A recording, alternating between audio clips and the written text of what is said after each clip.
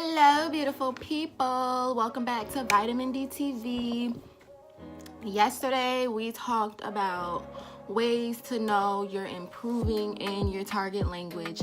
And today, we're going to talk about what to do when you're mixing them up.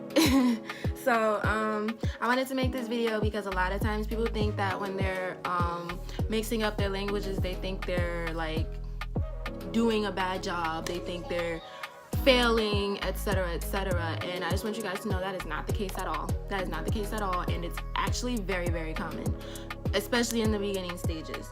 So for number one, the first step I'm going to talk to you guys about is like what to do now.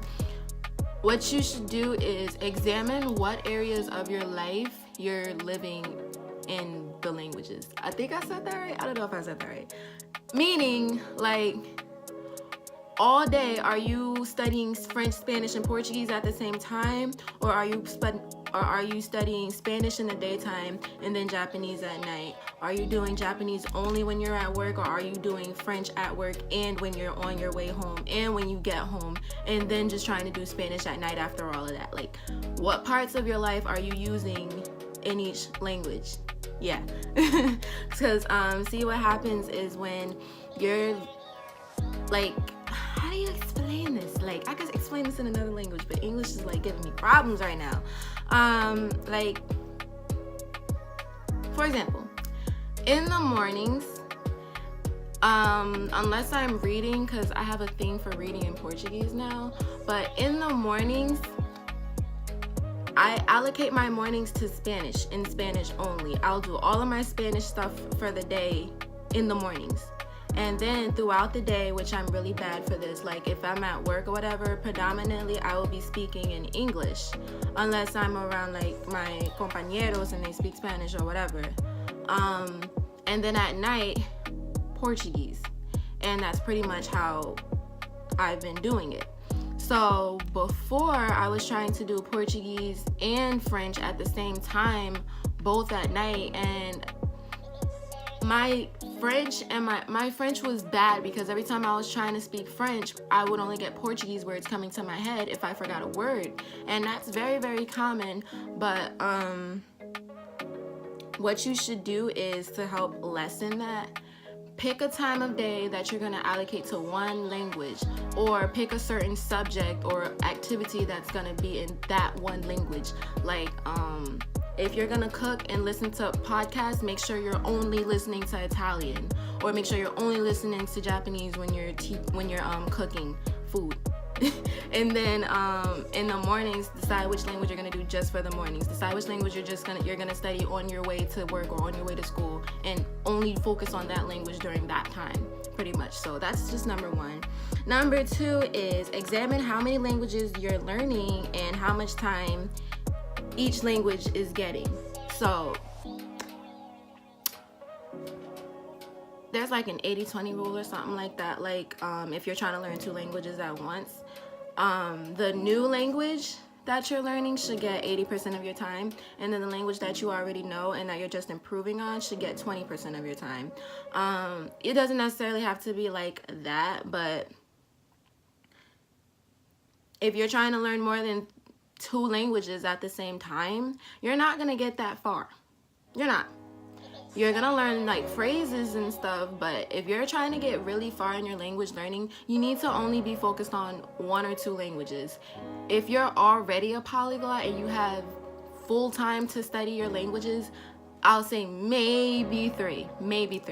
But if you're like just getting into the whole language learning game and all of that, I would say don't study more than two languages at the same time, because one, it's easier to get them mixed up, and for two, what's his name? Luca Lamparello, I think I said that right. He talks about having a language core, which pretty much means have a really good, solid understanding in one language before you go on to the next one. Like when I was learning Spanish, I was only learning Spanish, and I got really, really, really good at Spanish, and I learned a lot of things that was in Spanish before I decided, you know what, I'm gonna take up Portuguese now. Like, especially with those two languages, when they're really close together, you definitely want to get a grip in one language before you try to move on to the next one, because it's going to be that much easier to get them mixed up if you don't.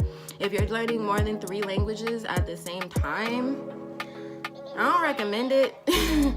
But you know, I can't tell anybody what to do. I'm just saying, if you're trying to get really, really far in one language, stick to that 1 or 2 languages.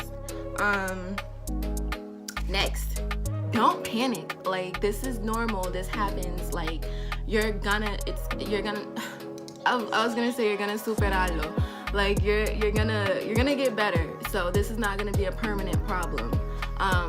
But when you're in the beginning stages, it's definitely like, I don't want to say it's guaranteed it's gonna happen, but it's almost a guarantee it's gonna happen.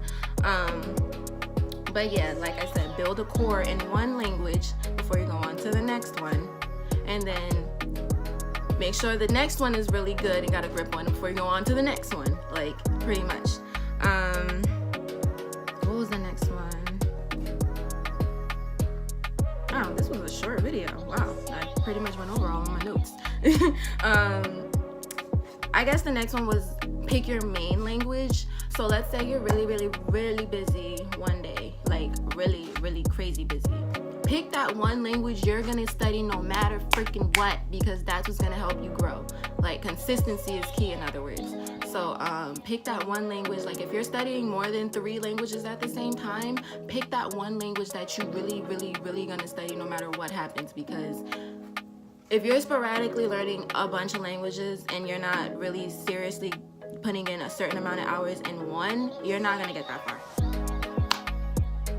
Yeah.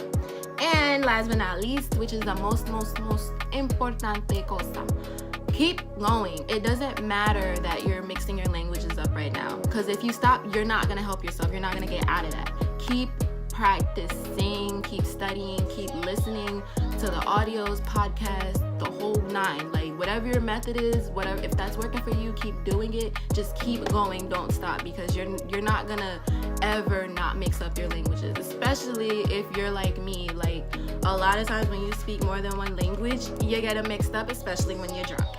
So that's normal. Like, when I'm drunk, I don't even, like, mind you, I don't like being drunk. I like being tipsy. It's 2 totally different things. Like, drunk is like drunk. Tipsy is like getting there.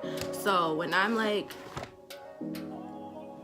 drunk, Spanish is way easier for me than English. I don't know why, I don't know how, and I know that's a phenomenon with a lot of other language learners. We speak our second or third language way better than our main one, than our native one when we're drunk. I don't know why, but that's how it is, and it's absolutely normal. So if you're mixing up your languages, congratulations, that means you're doing something right, okay?